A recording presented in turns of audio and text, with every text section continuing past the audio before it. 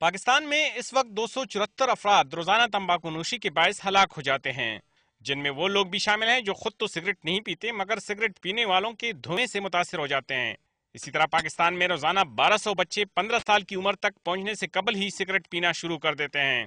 وزارت صحت کے مطابق پاکستان میں روزانہ 5000 افراد سگریٹ نوشی کے باعث ہسپتال پہنچ جاتے ہیں۔ سگریٹ میں 4000 کیمیکلز ہوتے ہیں، جن میں 69 کیمیکل سے سرطان لاحق ہو سکتا ہے۔ پاکستان میں سگریٹ نوشی کا استعمال اب خواتین میں بھی بڑھ رہا ہے۔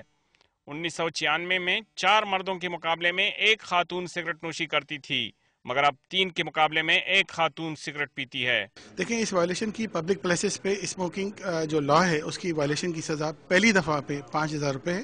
اس کے بعد سبسیکوینٹ اگر وہ وائلیٹ کرتا ہے تو 1 لاکھ روپے تک کا اس کا جرمانہ کیا جا سکتا ہے۔ پشاور میں تمباکو نوشی پر قابو پانے کے لیے تمباکو نوشی آرڈیننس پر عمل درآمد کا کام شروع کر دیا گیا ہے۔ اس قانون پر عمل درآمد کے لیے پولیس کی خدمات حاصل کی جا رہی ہیں، جس کے لیے آگہی مہم شروع کر دی گئی ہے۔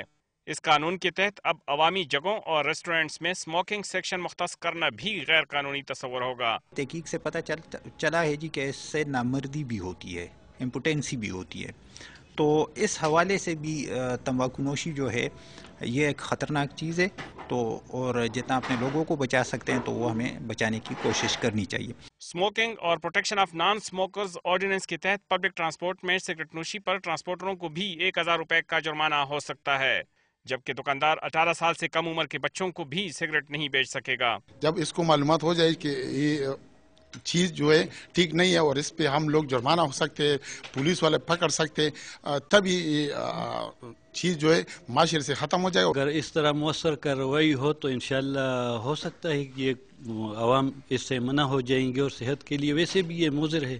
انتظامیہ کا خیال ہے کہ آگہی کے بعد اس قانون پر عمل درآمد کو یقینی بنانا زیادہ مشکل نہیں ہوگا۔ لوگوں کی زندگی بچانے کے لیے اس قسم کا اقدام کرنا چاہیے۔